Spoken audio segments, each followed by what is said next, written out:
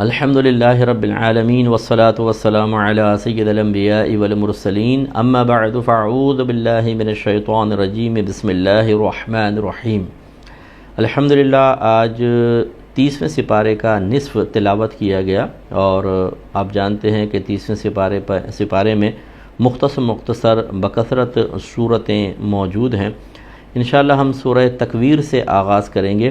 اللہ تبارک و تعالیٰ نے اس میں جہاں تک ہم نے آیات کا انتخاب کیا، اس میں قیامت کا ایک نقشہ پیش کیا ہے۔ مسلمانوں کے بنیادی عقائد میں سے ہے کہ ہم نے مرنے کے بعد ایک برزخی زندگی میں رہنا ہے۔ برزخ کہتے ہیں رکاوٹ کو، چونکہ یہ قبر کا جو ایک ٹائم پیریڈ ہے، یہ دنیاوی زندگی اور اخروی زندگی کے درمیان ایک رکاوٹ ہوتی ہے، کیونکہ پھر جب ٹائم پورا ہوگا، قیامت آئے گی، پھر ہم آخرت کی طرف مکمل طور پہ یعنی اللہ کی بارگاہ میں حاضر ہوں گے۔ تو یہ چونکہ ایک رکاوٹ بن جاتا ہے اللہ کی بارگاہ میں جانے کے سلسلے میں، اس لیے اس کو عالم برزخ کہا جاتا ہے۔ اس کے بعد ہمارا عقیدہ ہے کہ ہم سب کھڑے ہوں گے، قیام کریں گے، زندہ ہوں گے، باقاعدہ جسم اور روح کا مجموعہ تیار کیا جائے گا کہ روح تو فنا نہیں ہوئی لیکن جسم بعض اوقات گل سڑ جاتا ہے۔ اللہ تعالیٰ جسم کو ٹھیک کرے گا، پھر روح کا اس کے ساتھ دوبارہ تعلق قائم ہوگا اور ہم اللہ کی بارگاہ میں حاضر ہو جائیں گے۔ تو اللہ تعالیٰ نے ارشاد فرمایا اذا الشمس کورت، جب سورج بے نور کر دیا جائے گا۔ تو سائنس بھی اس کو تسلیم کرتی ہے کہ ایک وقت آئے گا کہ سورج کی روشنی آہستہ آہستہ ختم ہو جائے گی، بالکل یہ سرخ بالکل ہو جائے گا اور اس کی تمام جو روشنی ہے وہ ختم ہو جائے گی۔ اگر آپ ڈاکومنٹریز دیکھنا چاہیں تو یوٹیوب پر جائیں اور سورج کے فیوچر کے بارے میں جو کچھ سائنسدانوں کی تحقیق ہے اس کے مطابق آپ دیکھیں، لیکن یہ اس میں کتنا عرصہ لگے گا وہ اس سے عاجز رہیں گے بتانے سے، کیونکہ قیامت کا علم اللہ تبارک و تعالیٰ کو ہی ہے، یا اس کی عطا سے بعض علماء کہتے ہیں کہ نبی کریم صلی اللہ علیہ وسلم کو بھی دیا گیا لیکن اس کے اظہار کا حکم نہیں تھا۔ تو اللہ تعالیٰ فرماتا ہے اذا الشمس کورت، جب سورج بے نور کر دیا جائے گا، وَإِذَا النُّجُومُ انْكَدَرَتْ، اور جب ستارے جھڑ جائیں گے، یہ جتنے آپ کو آسمان پہ ستارے نظر آ رہے ہیں سب جھڑ جائیں گے۔ وَإِذَا الْجِبَالُ سُيِّرَتْ، اور جب پہاڑ چلائے جائیں گے، یعنی وہ ٹکرائیں گے سیارے آپس میں۔ کبھی آپ نے دیکھا ہو، یہ بھی ڈاکومنٹریز میں دیکھیں کہ بڑی بڑی چٹانیں جب سیاروں سے ٹکراتی ہیں کتنی دھماکے دار آواز آتی ہے اور کتنی تباہی پھیلتی ہے۔ ہماری زمین پر ڈائنوسارز کے مرنے کے بارے میں یہی ایک تھیوری پیش کی جاتی ہے کہ بہت بڑی چٹان زمین سے آ کے ٹکرائی، جس کی وجہ سے آگ پیدا ہوئی اور دھول کا سمندر اٹھا اور پوری دنیا پر چھا گیا، تو جتنے یہ بڑی مخلوق تھی وہ سب ہلاک ہو گئی، اور پانی کے اندر بس وہ اثرات اتنے نہیں پہنچے تو وہاں سے پھر مخلوق کا دوبارہ آغاز ہوا۔ تھیوری یہی ہے۔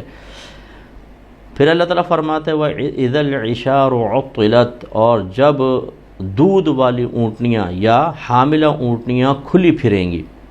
یہ عربوں کو ذرا سمجھایا گیا ہے، کیونکہ جب اونٹنی عربوں کے پاس اونٹنیاں بکثرت ہوتی تھیں اور جب وہ بچہ جننے کے قریب آتی تھیں تو وہ بڑا قیمتی ترین مال تصور کیا جاتا تھا اور اس کو بڑی حفاظت سے رکھتے تھے۔ اللہ تعالیٰ نے وہ خاص بیان فرمایا کہ جب یہ گابھن یا حاملہ اونٹنیاں کھلی پھریں گی، یعنی کوئی ان کو روکنے والا نہیں ہوگا، کوئی ان کو جمع کرنے والا نہیں ہوگا، تو وہ کھل جائیں گی اور گھوم رہی ہوں گی۔ وَإِذَا الْوُحُوشُ حُشِرَتْ، اور جب وحشی جانور جمع کر دیے جائیں گے۔ آپ دیکھیں جب دھماکے ہوتے ہیں، آگ لگتی ہے، جنگلوں کے اندر بھی آپ دیکھیں تو جانور ذرا اکٹھے ہو جاتے ہیں اور ایک دوسرے پہ حملہ بھی نہیں کرتے، کیونکہ وہ خوف کے عالم میں ہوتے ہیں۔ تو یہ اللہ نے ارشاد فرمایا وَإِذَا الْمَوْءُودَةُ سُئِلَتْ، اور جب زندہ دفن کی گئی بچی سے سوال کیا جائے گا بِأَيِّ ذَنبٍ قُتِلَتْ، کہ اسے کس گناہ کے بدلے میں قتل کیا گیا۔ تو لہٰذا یہ سوال کیا جائے گا، اب یہ نہیں کہ وہ اس سے معلومات حاصل کرنا مقصود ہے، بلکہ کھڑا کیا جائے گا اور جس ظالم نے اپنی بچیوں کو دفنایا تھا، زندہ دفنایا تھا، اس سے پوچھا جائے گا بتاؤ تمہیں کس جرم میں تمہیں زندہ دفن کیا گیا؟ وہ کہے گی کہ مجھے تو نہیں پتہ۔ پھر اس سے پوچھا جائے گا، یہ نہیں اس کو خوف پیدا کرنے کے لیے، اس کو ڈرانے کے لیے کہ بتاؤ یا تو اس کا گناہ بتاؤ کیا تھا، کس وجہ سے اس کو دفن کیا، اور وہ یقیناً جواب نہیں دے سکے گا۔ اس سے ہمارے وہ بہن بھائی بھی درس حاصل کریں جو 4 ماہ کے بعد اپنے بچوں یا بچیوں کا ایبورشن کروا دیتے ہیں اور کوئی معقول وجہ بھی نہیں ہوتی ہے۔ تو یہ یاد رکھیں قتل کی مثل ہے، اپنے بچوں کے قتل کی مثل ہے، اور اس سے کم عرصے کے اندر بھی اگر بلا عذر کیا، جیسے ناشکرہ پر بھی ہمیں بچہ نہیں چاہیے، ایسا نہ ہو لڑکی پیدا ہو جائے، پہلی 4 لڑکیاں ہیں، یہ کوئی شرعی عذر نہیں ہے، یہ بہت بڑا کفران نعمت ہوگا، یعنی اللہ کی نعمت کی ناشکری کہ اللہ نے اولاد دی اور اسے بغیر کسی وجہ کے ضائع کر دیا گیا، یا بھونڈی بیہودہ وجہ جو شریعت اس کو تسلیم نہیں کرتی اس کو ضائع کروا دیا۔ تو ایبارشن کروانے سے پہلے کسی اچھے مفتی صاحب سے مشورہ ضرور کر لیں کہ ہمارے لیے کوئی شرعی عذر بنتا ہے یا نہیں، اگر ہے تو آپ کو اجازت ملے گی، ورنہ یاد رکھیں کہ گناہ ہوگا۔ پھر وَإِذَا الصُّحُفُ نُشِرَتْ، اور جب نامہ اعمال کھول دیے جائیں گے، وَإِذَا السَّمَاءُ كُشِطَتْ، اور جب آسمان کھینچ لیا جائے گا۔ ابھی ہم اوپر دیکھتے ہیں تو آسمان کی ایک چادر نظر آتی ہے اور اس کے اوپر ہمیں نظر نہیں آتا، یہ اشارہ ہے گویا کہ اب بتایا گیا کہ اس وقت یہ آسمان کھول دیا جائے گا، یعنی سب چیزیں ہم پر منکشف ہو رہی ہوں گی۔ وَإِذَا الْجَحِيمُ سُعِّرَتْ، اور جب دوزخ کو بھڑکایا جائے گا، یعنی اس کی آگ کو بڑھا دیا جائے گا۔ وَإِذَا الْجَنَّةُ أُزْلِفَتْ، اور جب جنت کو قریب لایا جائے گا۔ عَلِمَتْ نَفْسٌ مَّا أَحْضَرَتْ، تو جان لے گی ہر وہ جان جو وہ لے کر آئی ہے، جو کیا اس نے حاضر کیا، ہر نفس جان لے گا۔ یعنی جو ہم بھول بھی گئے ہوتے ہیں نا اپنے گناہ، اپنی خطائیں، کیونکہ کارنامے کر کر کے بھولنا ہماری عادت ہوتی ہے۔ نیکی تو یاد رکھیں گے، میں نے فلاں وقت میں فلاں کے ساتھ یہ کیا تھا، ان کے بچوں کی فیس بھری تھی، اس کی شادی کروائی تھی، اس کو راشن ڈلوایا تھا، نیکی یاد رہتی ہے۔ اور بڑے بڑے گناہ ہم نے تنہائی میں بے تکلف دوستوں کے درمیان اپنے گھر والوں کے ساتھ مل کر کیے ہوتے ہیں، یا پبلک میں اعلانیہ طور پہ کیے ہوتے ہیں، ان میں سے سینکڑوں ہزاروں بھول جاتے ہیں۔ اگر ہمیں ایک قلم ڈائری دی جائے کہ ذرا لکھو تم نے کون کون سے گناہ کیے تھے، تو شاید ہم وہ گناہوں کا شمار چند 10-12 کے علاوہ نہیں کر سکیں گے، ہم بھول جاتے ہیں۔ لیکن اللہ تبارک و تعالی بھول سے پاک و صاف ہے، وہ اگر اس صحائف میں نہ بھی لکھوائے تو ایک قانونی کارروائی ہے، اللہ تبارک و تعالی سب چیزوں کو بیان کر دے گا، ایک ایک لمحے کی حرکت اللہ تعالیٰ کے پاس محفوظ ہے۔ لیکن ہمارے نام اعمال ہاتھ میں دیا جائے گا اور کہا جائے گا اس کو پڑھ کر سناؤ، اور اس میں سب چیزیں موجود ہوں گی۔ تو یہ اللہ نے فرمایا کہ اس وقت نفس یا ہر جان جان لے گی جو اس نے حاضر کیا ہے، اگر نیکیاں ہیں تب بھی اور گناہ ہیں تب بھی۔ تو اس میں ذرا ہمیں ڈرنا چاہیے کہ کتنی خطرناک وہ قیامت ہوگی جو قائم ہوگی۔ اگر ہم مر بھی گئے تو اس کے اثرات سے محفوظ نہیں ہوں گے، کیونکہ بہرحال اس وقت روحانی اعتبار سے ہمیں عالم کے اوپر دسترس حاصل ہوگی، ہمیں اس کا ادراک ہوگا، خوف دہشت، اور پھر جب اٹھایا جائے گا تو اس کے وقت کی کیفیات بھی بہت ہی دہشتناک ہوں گی۔ اللہ تعالی ہم سب کو نیک بنائے، پرہیزگار بنائے، اور بروز قیامت اپنے فرما بردار بندوں میں اٹھائے، یہ اللہ کا بہت ہی بڑا ہم پر کرم ہوگا۔ اس کے بعد سورہ عبسہ میں کی کچھ آیات رہ گئی تھیں، اس پہ ہم کلام کر لیتے ہیں۔ 37 سے لے کر 41 تک مختصر آیات ہیں، لیکن اللہ تبارک و تعالی نے اس میں بہت ہی وسیع مضمون کو ذکر فرمایا۔ تقابلی جائزہ ہے، یا تقابل فرمایا، موازنہ فرمایا، ایک سرکش آدمی کا اور ایک نیک کا، گناہ گاروں کا، نیک کا، کافر کا، مسلمان کا۔ اور یہ قرآن کا اکثر آپ اسلوب دیکھیں گے کہ اللہ تبارک و تعالی نے کئی مقامات پر مومنین کا تذکرہ ہے تو منافقین کا، یا ان کے ساتھ کافروں کا، جنت کا ہے تو دوزخ کا، دنیا کا ہے تو آخرت کا، کیونکہ جب ضدین کو ذکر کیا جائے تو بہت اچھی معرفت حاصل ہوتی ہے اور انسان وسیع پیمانے پر سوچ سکتا ہے۔ کسی ایک جہت کی طرف اگر متوجہ ہوگا اسی کے بارے میں سوچے گا، لیکن 2 جہتوں پر توجہ کروائی جائے تو زیادہ سوچ اور فکر میں وسعت پیدا ہوتی ہے۔ لہٰذا اللہ تعالیٰ ارشاد فرماتا ہے فَأَمَّا مَنْ طَغَىٰ، پس بہرحال جس نے سرکشی کی، وَآثَرَ الْحَيَاةَ الدُّنْيَا، اور اس نے دنیاوی زندگی کو ترجیح دی، فَإِنَّ الْجَحِيمَ هِيَ الْمَأْوَىٰ، تو بے شک دوزخ ہی اس کا ٹھکانہ ہے۔ یعنی اس کا مطلب یہ ہے جس نے سرکشی کی۔ اب سرکش 2 طرح کے ہوتے ہیں، ایک جو انکار کے ساتھ سرکش ہوتا ہے، جیسے کافر ہوتے ہیں، یا مرتد ہو جائے کوئی شخص کہ وہ اللہ کے وجود کا انکار کرتے ہیں، آسمانی کتابوں کا، ہمارے نبی کا انکار، یا آخرت کا انکار، یہ سرکشی ہے۔ اور ایک سرکشی ہوتی ہے اقرار کے ساتھ، یعنی مسلمان ہو گیا ہے، لیکن اب نماز نہیں پڑھ رہا ہے، اقرار کر رہا ہے کہ نماز فرض ہے لیکن نہیں پڑھ رہا، اور اسی طریقے سے اللہ تبارک و تعالیٰ کو قادر مطلق مانتا ہے لیکن اللہ سے کم ڈرتا ہے، اور جادوگروں سے، عاملوں سے زیادہ ڈرتا ہے، تعویذات سے زیادہ ڈرتا ہے، اور پھر اس ڈر کی وجہ سے خلاف شرع کاموں کی طرف چلا جاتا ہے۔ تو یہ بھی ایک سرکشی ہے ہمارے ہاں کہ ہم اقرار سب چیزوں کا کرتے ہیں، اللہ ہمارا رب ہے، نبی کریم صلی اللہ علیہ وسلم ہمارے رسول ہیں، قرآن آخری کتاب ہے، اور ہمیں دین پر چلنا چاہیے، ہمارا دین اسلام ہے، اقرار سب کچھ ہے، لیکن پھر راہ فرار میں بھی ہم کم نہیں۔ تو اگر اللہ تعالیٰ ناراض ہوا تو ہمارا انجام بھی خطرناک ہو سکتا ہے۔ اور جس طرح کفار نے، فجار نے، منافقین نے دنیا کو آخرت پر ترجیح دی کہ اللہ پر ایمان نہیں لائے، بس دنیا مل جائے بہت کچھ ہے، ایسے ہی ہمارے بعض مسلمان بھائی اور بہن بس دنیا کی طرف متوجہ ہیں، آخرت کو فراموش کیے ہوئے ہیں۔ ان میں ایک طبقہ تو بہت ہی سرکش ہے جس کا ایمان شاید ہی بچا ہو، جو ذرا بہت ہی برگر فیملی سے تعلق رکھتے ہیں کہ دین کی بات بھی کریں تو اس کو اپنے لیے بہت بڑی ذلت اور بےعزتی کی چیز سمجھتے ہیں کہ دین کو ہمارے ساتھ وابستہ کیا جائے، ہمیں کوئی مطلب دیندار کہا جائے، یا داڑھی رکھنا یا پردہ کرنا، پردے کو برا کہنا، داڑھی کو برا کہنا، اسلام کو برا کہنا، نمازوں کو برا کہنا، یہ تو بہت ہی مشکل ہے کہ ان کا ایمان بچے، تباہ ہو جائیں گے۔ پھر دوسرا طبقہ وہ ہوتا ہے کہ جو مطلب ان سے کم درجے کا ہوتا ہے لیکن بہت ہی بے عمل اور اپنے زیادہ تر وقت کو گناہوں کے اندر لگاتا ہے، اور تو یہ بھی ایسے ہوتے ہیں کہ انہوں نے گویا کہ دنیا کو ترجیح دے دی آخرت پر، یہی مل جائے بس سب کچھ، آخرت بعد میں دیکھی جائے گی، بس بچیں گے نہیں تو کوئی مسئلہ نہیں ہے۔ یہ غلط روش ہوتی ہے۔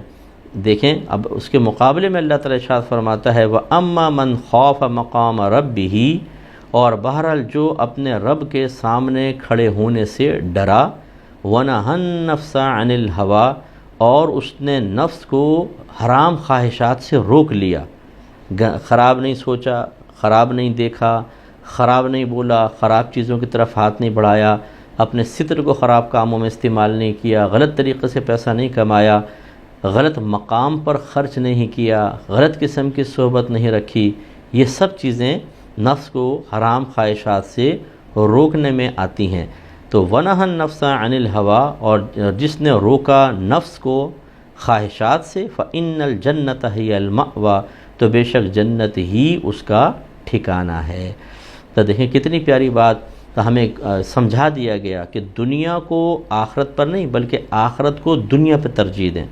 اور اس کی بہترین اگر آپ کو شرح اور تفسیر پڑھنی ہو کہ دنیا کسے کہتے ہیں، کیا ہم کھانا پینا چھوڑ دیں، اچھا لباس پہننا چھوڑ دیں، گاڑی چھوڑ دیں، مکان خریدنا چھوڑ دیں، کیا جھگیوں میں چلے جائیں، غاروں میں چلے جائیں؟ اگر آپ دنیا کا صحیح مفہوم جاننا چاہتے ہیں تو ہماری کتاب قرب الہی کا ضرور مطالعہ کریں۔ 9 رکاوٹوں کے بیان میں دنیا کی بہت اچھے انداز سے تشریح کی گئی ہے، اس کو آپ پڑھیں گے تو انشاءاللہ آپ کو بہت ہی فائدہ حاصل ہوگا۔ تو یہ کچھ آیات آپ کی خدمت میں ذکر کی، باقی علامہ ناصر صاحب نے بہت احسن انداز سے چیزیں بیان کی ہیں۔ میں آخر میں بس یہ سورہ فجر، سورہ غاشیہ کی کچھ آیات پر کلام کرنا چاہوں گا، پھر انشاءاللہ ہم درس ختم کرتے ہیں۔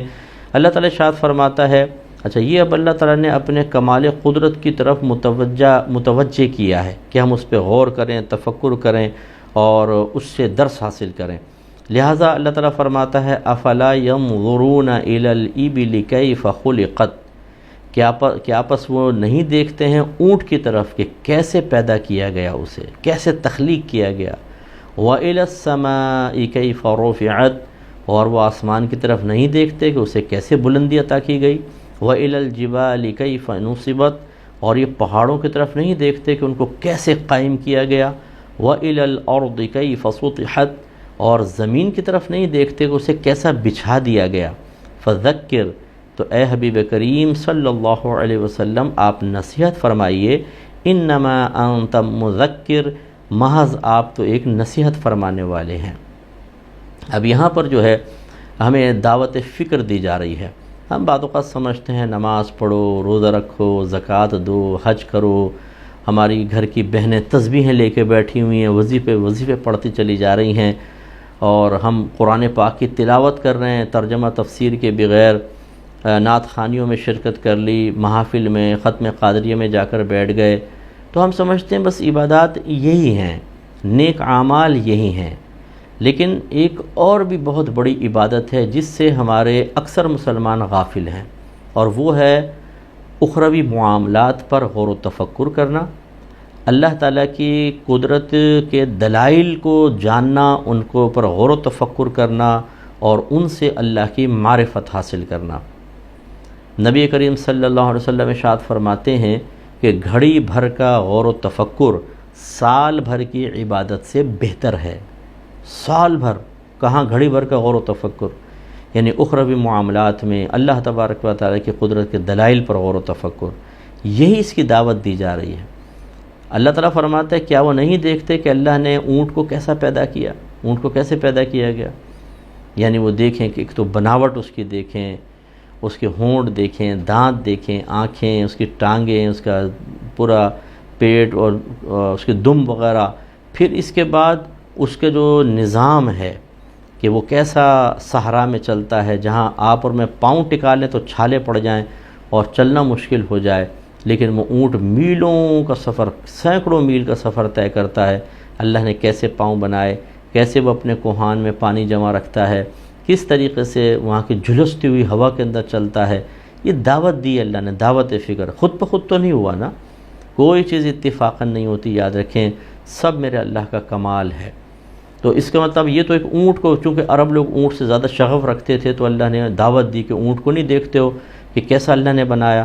اب ہمیں اپنی نظر کو وسعت دینی چاہیے، جتنے جانور ہمارے اطراف میں ان کو دیکھیں، گدھے کو ہی دیکھ لیں، ہمیں باندھ کے 2 ڈنڈے لگائے جائیں اور چلایا جائے تو کچھ ہی دیر بعد ہی ہم زمین پہ ڈھیر ہوں گے۔ وہ سارا دن وزن اٹھاتا اور کتنے بھاری بھاری، اللہ نے کیسا اس کا بنایا۔ پھر بناوٹ اس کی دیکھیں، پورے جسم کی ساخت دیکھیں، اسی طریقے سے ایک ایک چیز کو دیکھتے جائیں۔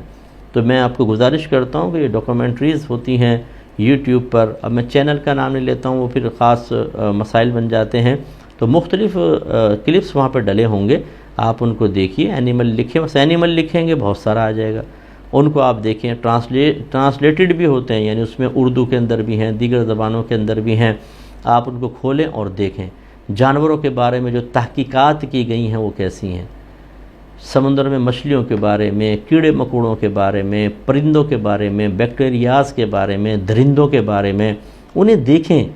وہ انگریزوں نے غور و تفکر کیا ہے، بعضوں نے اپنی پوری زندگی لگا دی، 30 40 سال۔ ان کی جو تحقیق ہے وہ ذرا آپ دیکھیے، اس سے آپ کو اندازہ ہوگا کہ یہ تو صرف دریافت کر رہے ہیں، اصل کمال تو میرا رب کا ہے جس نے پیدا فرمایا، وہ تمام چیزیں رکھی ہیں۔ یہ تحقیق کرتے ہیں اور حیران رہ جاتے ہیں کیسا اللہ تعالیٰ نے اپنے کمال قدرت کا اظہار کیا ہے۔ اور ہم کبوتر پالے میں کوئی فکر نہیں ہے، بس اڑا رہے ہیں، اور کوئی فکر نہیں، طوطے پالے ہوئے ہیں، چڑیا پالی ہوئی ہیں، بطخیں، بھینسیں پالی ہوئی ہیں، کوئی فکر نہیں ہے۔ قرآن کہتا ہے کہ ذرا دودھ کو دیکھو کیسے یہ گوبر اور خون کے درمیان سے نکل کر آتا ہے اور بالکل صاف ستھرا ہوتا ہے۔ یہ سب چیزیں دیکھنے والی ہوتی ہیں، یہ غور کرنے والی ہیں کہ کیسا میرا رب عظیم حکمت والا ہے، اس کا علم کتنا وسیع ہے۔ اسی طرح آسمان کی طرف دیکھو کہ کیسے بلند کیا گیا۔ اس کا مطلب ہے کہ اگر کوئی سائنسدان بنتا ہے اور وہ آسمان کی وسعتوں پہ غور و تفکر کرتا ہے اور اللہ کے حکم کی تعمیل میں، تو یاد رکھیں اس کا یہ سائنس پڑھنا اور یہ غور و تفکر کرنا سب نیکی میں شمار ہوگا۔ اسی لیے میں بار بار یہ عرض کرتا ہوں کہ ہمارے ہاں ہم سمجھتے ہیں کہ ایک ہے دینی علوم، ایک دنیاوی علوم۔ دینی علوم کیا ہے جی؟ قرآن و حدیث۔ دنیاوی علوم کیا ہے؟ فزکس، کیمسٹری، میتھمیٹک وغیرہ وغیرہ۔ ایسا نہیں، یہ سارے علوم بھی دین سے ہی تعلق رکھتے ہیں۔ اگر ہم ان کو اچھی نیت کے ساتھ اور اللہ کی معرفت کے لیے، اللہ کے قرب کے لیے حاصل کریں تو ان کا حاصل کرنا بھی ہمارے لیے باعث بلندی درجات بھی ہوگا، نیکیوں میں اضافہ بھی ہوگا، کیونکہ یہ قرآن کے حکم پر عمل ہے۔ یہ اللہ کی مشیت ہے کہ ہم ان چیزوں پہ غور و تفکر کر کے اللہ تبارک و تعالیٰ کی مزید معرفت حاصل کریں، اپنے قلب میں اس کی عظمت کو بڑھائیں۔ تو اس لیے آسمان کی طرف دیکھیں، جیسے ہم نے سورہ رعد کے اندر آپ کو عرض کیا تھا کہ اللہ تعالیٰ فرماتا ہے آسمان کی طرف دیکھو، ہم نے بغیر ستون کے اس کو کیسے قائم کیا۔ کوئی ستون نظر آتا ہے آپ کو، لیکن گرتا کیوں نہیں ہے آسمان ہمارے اوپر؟ یہ اللہ کا کمال قدرت ہے۔ اور اسی طرح وَإِلَى الْجِبَالِ كَيْفَ نُصِبَتْ، اور پہاڑوں کی طرف کیوں نہیں دیکھتے کہ کیسا اللہ نے ان کو گاڑ دیا ہے؟ بڑے بڑے پہاڑ یہ ایسے تو نہیں، خود تو نہیں پیدا ہو گئے نا، یہ زمین پہلے کس طرح کی ہوگی، پھر چٹانیں آئیں اور آ کے چپک گئیں اس کے ساتھ، پہاڑ بن گئے، پھر ہواؤں نے، پانی نے ان کو تراش کے آج یہ موجودہ شکل میں آپ کو نظر آئیں۔ اس پروسیس میں کتنے ہزار برس، کتنے کروڑ سال نکلے ہوں گے جب ہمارا وجود بھی نہیں تھا۔ اللہ تبارک و تعالیٰ کے لیے تو کوئی زمانہ کوئی حیثیت ہی نہیں رکھتا ہے، اس کے لیے نہ پاسٹ ہے، نہ پریزنٹ ہے، نہ فیوچر ہے، یہ ہمارے لیے ہوتا ہے۔ اللہ تعالیٰ اس سے پاک و صاف ہے، بڑی بے نیاز ذات ہے۔ دیکھیں کتنے سیارے ہیں، آپ پھر جائیے گا یوٹیوب پہ جائیں، ذرا سیاروں کے بارے میں جانیں، کتنے بڑے بڑے سیارے دریافت کر لیے گئے۔ ہمارے علاوہ ہماری گلیکسی میں کسی سیارے پر زندگی نہیں ہے، یہ تحقیق ہے ابھی تک۔ اب وہ اتنے بڑے بڑے سیاروں میں کہیں طوفان آ رہے ہیں، کہیں بارشیں ہو رہی ہیں، کہیں دھماکے ہو رہے ہیں زبردست قسم کے، کوئی دیکھنے والا نہیں ہے، کوئی سننے والا نہیں ہے، لیکن اللہ تبارک و تعالیٰ کی ذات بے نیاز، بس وہ یہ نہیں کہ کوئی دیکھے، کوئی سنے، کوئی سراہے، وہ اپنا قدرت کا اظہار فرماتا ہے۔ یہ کمال ہے میرے رب کا، ان چیزوں پہ ذرا تفکر کریں۔ وَإِلَى الْأَرْضِ كَيْفَ سُطِحَتْ، اور زمین کی طرف کیوں نہیں دیکھتے کہ کیسا اس کو بچھا دیا گیا۔ دیکھیں نا، آسمان اوپر، زمین نیچے، ہم کتنے آرام سے اس پہ گھر بناتے ہیں، راستے بناتے ہیں، چلتے ہیں پھرتے ہیں، اگر یہ نہ ہو۔ اور گریوٹی کتنی بڑی چیز ہے، آپ اور میں کھڑے ہوتے ہیں تو زمین پہ جم جاتے ہیں۔ اسی طریقے سے اگر چاند پہ اتریں تو نہیں کھڑے ہو سکتے، بلکہ ہم بالکل ہلکے ہو جاتے ہیں، گریوٹی ہے ہی نہیں، تو لہٰذا کہ وہ دھکا دے دے، یوں ہی گھومتے رہیں گے اس میں، اور کوئی روکنے والا نہیں ہوگا، کیونکہ وہاں ہوا نہیں ہے، ریزسٹنس نہیں ہے، گریوٹی نہیں ہے، کشش ثقل جس کو کہتے ہیں، زمین کھینچتی ہے سب چیزوں کو اپنی طرف۔ تو وہاں جانے کے بعد احساس ہوتا ہے کہ واقعی یہ گریوٹی بہت عظیم چیز ہے۔ تو زمین پہ غور و تفکر، فذکر، اے حبیب آپ نصیحت بیان کیجئے، انما انت مذکر، محض آپ تو نصیحت فرمانے والے ہیں۔ تو اس لیے میں آپ سب سے گزارش کروں گا کہ کوشش کریں کہ غور و تفکر کی عادت ڈالیں، اللہ تعالیٰ کے کمال قدرت کو پہچانیں۔ جتنا زیادہ سے زیادہ غور کریں گے اتنا ہی اللہ کے قریب ہوں گے، کیونکہ اللہ کی معرفت حاصل ہوتی ہے۔ میں اکثر عرض کرتا ہوں، جو آپ بریانی کھا رہے ہوں تو ذرا غور کریں بریانی کے اندر کیا کیا ہے۔ چاول ہے، پانی ہے، پیاز ہیں، مرچیں ہیں، نمک ہے، گرم مسالہ ہے، پھر مرغی کی ہے یا بکرے کی گوشت کی ہے یا گائے کی گوشت کی یا اونٹ کے گوشت کی بریانی آپ کھا رہے ہیں۔ بعض اوقات تو صرف سبزیوں کی بھی بریانی کا نام دے دیتے ہیں۔ بہرحال جو کچھ اس میں ہے، آپ یہ غور کریں کہاں سے تھا، یہ کہاں پر تھا، چاول کس کھیت میں اگے ہوئے تھے، گوشت کہاں پر تھا، نمک کہاں تھا، مرچ کہاں تھی، اور جب یہ اپنی حالتوں پر تھیں اس وقت بھی اللہ تعالیٰ نے مقرر کر دیا تھا کہ اس پورے کھیت کے یہ چاول جو ہیں فلاں کے پیٹ میں، آپ کے پیٹ میں جائیں گے، اور اسی وقت فلاں کھیت میں جو مرچ ہے وہ بھی اس کے پیٹ میں جائے گی، یہ جو پانی کا حصہ ہے یہ اسی وقت اس شخص کے پیٹ میں جائے گا، یہ پیاز جو ہے اس کا اتنا حصہ، یہ والی کالی مرچ، یہ لونگ، یہ الائچی اس شخص کے پیٹ میں جائے گی، یہ گوشت جو اتنی ساری مرغیاں ان میں سے اس مرغی کا اتنا گوشت اسی وقت میں اس شخص کے پاس جائے گا۔ وقت طے ہے، آپ ایک ہی وقت میں پلیٹ میں بریانی کھا رہے ہیں، وقت طے ہے۔ اب اللہ تعالیٰ کا کمال دیکھیے کہ وہاں سے گوشت چلے گا، وہاں سے نمک چلا، وہاں سے پانی چلا، وہاں سے مرچ، وہاں سے پیاز، اور کہاں کہاں کتنے ہاتھوں سے ہوتے ہوئے، لیکن کرتے کرتے کرتے ایک ساتھ سب سامنے، اور پھر ہم اس کو کھا لیتے ہیں۔ تو یہ کتنا زبردست نظام ہوا۔ حضرت سفیان ثوری رحمۃ اللہ علیہ فرمایا کرتے تھے کہ لوگ یہ سمجھتے ہیں کہ ہم غذا کو تلاش کر رہے ہیں، حالانکہ غذا تو خود تلاش کرتی ہوئی ہمارے پاس پہنچتی ہے، اور اس کے بعد جب آپ کھا لیتے ہیں ہم تو ڈکارے مارتے ہیں اور پانی پیا اور کام میں مشغول ہو گئے۔ تھوڑا سا ذرا اس پر بھی غور کر لیا کریں، پیٹ میں اترا، اب اس کھانے کو پچانا ہے، اس کو گلانا ہے، تو ایسڈ پیدا ہوتا ہے معدے کے اندر جو اس کھانے کو گلا کر رکھ دیتا ہے۔ پھر گویا کہ چھوٹے چھوٹے کارخانے ہیں، ایک میں گوشت بنے گا، ایک میں بال تیار ہوں گے، بالوں کا میٹیریل، ایک میں چربی، ایک میں تلی، جگر، آنکھ، ناخن کا میٹیریل، مختلف کارخانے، ان میں وہ غذا پہنچتی ہے، چیز تیار ہوتی ہے اور اس مقام تک پہنچا دی جاتی ہے جہاں پر اس نے ہونا ہے۔ ہمارے ناخن دیکھیں مسلسل بڑھتے رہتے ہیں، اب آپ اگر کاٹ کے دیکھ لیں پیچھے کچھ نظر نہیں آئے گا، لیکن یہ مسلسل ناخن بڑھتا ہے، ہم آگے سے کاٹتے ہیں، پھر بڑھتا ہے، پھر کاٹتے ہیں، پیچھے تو کچھ بھی نظر نہیں آتا، کیسے بنتا رہتا ہے اندر۔ ایسے بال بڑھتے ہیں، آپ کاٹ دیتے ہیں، بال بڑھتے ہیں، کاٹ دیتے ہیں، آپ کھال ہٹا کر دیکھ لیں کیسے بن رہا ہے بال، یعنی اس کا مطلب ہے فیکٹریز لگی ہوئی ہیں اندر، اللہ نے پروگرامز بنائے ہوئے ہیں، پروگرام ڈیفالٹ ہیں، ان کے ذریعے ان میں کام ہو رہا ہے اور اس کا رزلٹ ہمارے سامنے آ رہا ہے۔ تھوڑا سا سوچیں، غور کریں۔ ایک چھوٹا سا بچہ جب ہمارے گھر میں پیدا ہوتا ہے کتنا نرم و نازک ہوتا ہے، چھوٹا سا، اور کتنا خوبصورت ہوتا ہے۔ اس کو بھی جب آپ غذا دیتے ہیں تو ہر چیز اس کی بن رہی ہوتی ہے، ہر چیز، وہی فیکٹری، وہ زیادہ آپ اس میں مؤثر انداز سے دیکھ سکیں گے۔ ہمارے تو ایک وقت آتا ہے کہ نشو و نما کامل ہو چکی ہوتی ہے، بس پھر جس باڈی کا نظام چلانا ہوتا ہے، نشو و نما رک جاتی ہے، قد رک جاتا ہے، ہڈیاں بڑھنا رک جاتی ہیں۔ لیکن چھوٹے منّے کو دیکھیں، جو غذا وہ کھا رہا ہوتا ہے اسی سے وہ تمام چیزیں بن رہی ہوتی ہیں، اور پھر وہ کتنا لمبا چوڑا آدمی بن جاتا ہے، ایک بچی جوان بن جاتی ہے۔ یہ معاملات، یہ سب غور و تفکر کی دعوت دیتے ہیں۔ غور کریں، تفکر کی عادت ڈالیں، انشاءاللہ دعا کریں۔ میں نے قرب الہی کا بھی تو پہلا حصہ لکھا ہے جو فنا فی المرشد تک ہے، دوسرا فنا فی الرسول تک ہوگا انشاءاللہ، اور تیسرا جو ہوگا وہ فنا فی اللہ تک ہوگا۔ میں تو گناہگار آدمی ہوں، ایسے ہی ہوں بس، تو لیکن آپ اس کو پڑھ کر دیکھیے گا انشاءاللہ۔ جو فنا فی اللہ والا چیپٹر ہے، اتنی اللہ تعالیٰ کی معرفت آپ کو پوری زندگی میں حاصل نہیں ہوئی ہوگی جتنا اس ایک کتاب کو پڑھنے کے بعد ہوگی۔ ایسے ہی نبی کریم صلی اللہ علیہ وسلم کی جو محبت کی حقیقت ہے وہ آپ کو انشاءاللہ کتابوں میں نظر آئے گی۔ تو اللہ تعالیٰ سے دعا ہے کہ رب کریم ہم سب کو ان تمام چیزوں پر غور و تفکر کرنے کی توفیق عطا فرمائے۔ پھر وہی گزارش ہے کہ ہماری کتاب قرب الہی آپ خود بھی لیجئے اور غور سے پڑھیں۔ یہ کتاب کوئی ناول یا ڈائجسٹ نہیں ہے۔ میں نے اس کی تمہید میں لکھا بھی ہے کہ آپ نے ایک دفعہ پوری جلدی جلدی ختم کر لی، آپ نے کہا بہت اچھی کتاب تھی، پھر رکھ دی، نہیں، ایک دفعہ پوری ختم کر لیں، آپ پوری ختم کریں A to Z، اس کے بعد دوبارہ نئے سرے سے شروع کریں۔ اب احتساب کے ساتھ، جیسے پہلا چیپٹر ہی ہے کہ دنیا میں آمد کا مقصد، تو آنکھیں بند کر کے سوچیں کیا میں اس مقصد کو پورا کر رہا ہوں؟ کہ میں نے زندگی کا اپنا اسٹائل ایسا بنایا ہے کہ مقصد حیات مجھے حاصل ہو؟ پورا کروں گا کیا فائدہ ہوگا، نہیں کروں گا کیا نقصان، یہ سب ہمارے ذہن میں ہونا چاہیے۔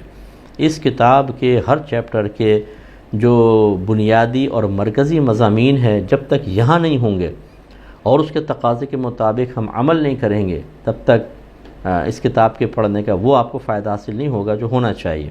مجھے اللہ کی رحمت سے امید ہے ہمارے بھائی بہن خود بھی لیں گے، پڑھیں گے، احتساب کریں گے، اور اپنے عمل میں جہاں کمی کوتاہی محسوس ہوئی اس کو ختم کرنے کی کوشش کریں گے، دور کرنے کی کوشش کریں گے، تو انشاءاللہ بڑی برکات حاصل ہوں گی۔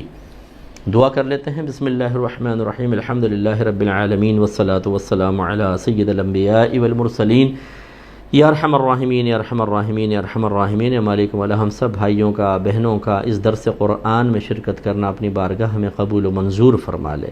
اے اللہ ہم سب کو پاکیزہ کر دے، اپنے حبیب کریم صلی اللہ علیہ وسلم کی پاکیزگی کے صدقے میں ہمارے ذہن کو، قلب کو، ہماری زبان کو، نگاہوں کو، ذہن کو، تمام جسمانی اعضاء کو پاکیزگیاں عطا فرما۔ ہر قسم کی اخلاقی، عقیدے کے اعتبار سے، کردار کے اعتبار سے، گفتار کے اعتبار سے گندگی سے محفوظ فرما دے۔ اے مالک مولا، ہمیں ذہنی سکون عطا فرما، ہمیں قلبی راحتیں عطا فرما، فکر آخرت عطا فرما۔ اپنے کمال قدرت پر غور و تفکر کر کے تیری عظمت کو اپنے دل میں مزید بڑھانے کی توفیق عطا فرما۔ اے مالک مولا، ہمیں موت سے پہلے پہلے اپنی قبر کو جنت کے باغوں میں سے ایک باغ بنانے والے اعمال پر استقامت عطا فرما دے۔ اپنی قبر کو جہنم کے گڑھوں میں سے گڑھا بنانے والے اعمال چھوڑ دینے کی طاقت و ہمت عطا فرما۔ اے مالک مولا، جتنے ہمارے بھائی بہن کسی سے ناراض ہیں عید سے پہلے پہلے، اگر اس ناراضگی میں کوئی شرعی عذر نہ ہو، ذاتیات کا دخل ہو، تو اللہ تعالیٰ ایک دوسرے سے معافی مانگنے کی ہمت عطا فرما، درگزر کرنے کی ہمت عطا فرما۔ خصوصاً جو میاں بیوی ناراض ہیں انہیں پیار سے رہنے کی توفیق عطا فرما۔ جو ماں باپ اپنی اولاد سے بدظن ہو چکے ہیں، یا اولاد ماں باپ سے، اللہ تعالیٰ ان کے دلوں کو ملا دے۔ بچوں کو اپنے ماں باپ کا ادب و احترام کرتے ہوئے ان کے قریب آنے کی توفیق عطا فرما۔ اگر آنکھوں میں آنکھیں ڈال کے گفتگو کی تھی، سینے پہ چڑھ کے بات کی تھی، چلا کے چیخ کر گفتگو کی تھی، انہیں ان کی کمزوریوں کا احساس دلانے اور اپنی جوانی کے اظہار کا کسی نے غلط طریقہ اختیار کیا تھا، اللہ اس کو احساس ندامت عطا فرما، توبہ کی توفیق عطا فرما۔ اپنی والدہ سے، اپنے والد سے معافی مانگنے، بلکہ پاؤں پکڑ کے معافی مانگنے کی توفیق و ہمت دے دے۔ اے مالک و مولا، جن گھروں میں بے سکونیاں ہیں، چڑچڑاپن ہے، لڑائی ہے، جھگڑا ہے، فتنہ ہے، فساد ہے، نا اتفاقیاں ہیں، اللہ تعالیٰ ان سب لعنتوں کو دور فرما دے، ہمارے گھروں کو برکتوں کا مجموعہ بنا دے، بڑوں کے ساتھ ادب سے پیش آنا، اپنے سے چھوٹوں کے ساتھ شفقت کرنا، اس کا اظہار کرنا، اللہ تعالیٰ اس کی عادت ڈال دے، لڑائی جھگڑا فتنہ فساد اختلاف رائے ختم فرما دے، پیار محبت الفت اتحاد و اتفاق کا ماحول بنا دے، ہماری اگلی نسلیں ہمیں دیکھ کر اپنی ازدواجی زندگی، اپنے معاشرتی زندگی کو بہتر سے بہتر بنائیں۔ اے اللہ تعالیٰ ہمیں اچھا رول ماڈل بنا دے، برا رول ماڈل نہ بنا۔ اے پاک پروردگار، ہمارے علم میں، عمر میں، روحانی قوتوں میں، درجات میں، رزق حلال میں، کاروبار میں، صحت میں، عمل میں بے حد برکت عطا فرما۔ خصوصی طور پہ ان بھائی بہنوں کے لیے دعا فرمائیے جو ہمارے ساتھ دینی معاملات میں تسلسل سے تعاون کر رہے ہیں۔ اس سال بھی کچھ بھائی بہنوں نے ہمارے ساتھ تعاون کا آغاز کیا، اللہ تعالیٰ ان سب کو استقامت عطا فرما، ان کی دین کی خدمت کے سلسلے میں کاوشیں اپنی بارگاہ میں قبول و منظور فرما لے۔ جتنا انہوں نے دین کے لیے کیا، اللہ تعالیٰ اس کا دنیا میں بھی بہترین بدلہ عطا فرما، اور آخرت میں اتنا عطا فرما جو ان کے وہم و گمان میں بھی نہ ہو۔ جن بھائی بہنوں نے اپنے مرحومین کے ایصال ثواب کے لیے دین کے معاملات میں مالی تعاون کیا، اللہ تعالیٰ ان کے تمام مسلمان رشتہ داروں کی، اور خصوصاً جنہوں نے اپنے ماں باپ کے لیے کیا، ان سب کی بخشش و مغفرت فرما دے، ان کے درجات کو بلند فرما۔ جو سابقہ زندگی میں خطائیں کر گئے، اللہ تعالیٰ ان خطاؤں سے درگزر فرما لے، ان کے تمام نیک اعمال اپنی بارگاہ ہمیں قبول و منظور فرما لے۔ اے اللہ، ان کی قبور کو جنت کے باغوں میں سے ایک باغ بنا دے، تحد نگاہ وسیع فرما دے، قبر کے عذاب، وحشت، تنگی، کیڑے مکوڑوں سے محفوظ فرما۔ اے اللہ تعالیٰ، جب ان کی اولاد کے یہ نیک اعمال، ان کی اولاد کی طرف سے کیا گیا ثواب جاریہ ان تک پہنچے تو ان کے قلوب کو ٹھنڈا کر دے، ان کے دلوں سے ان کے لیے دعائیں نکلیں۔ اے اللہ تعالیٰ، انہیں بھی ہمیں بھی میدان محشر میں نبی کریم صلی اللہ علیہ وسلم کی زیارت و شفاعت سے مشرف فرمانا، سیدھے ہاتھ میں اعمال نامہ پل صراط پر ثابت قدمی عطا فرمانا۔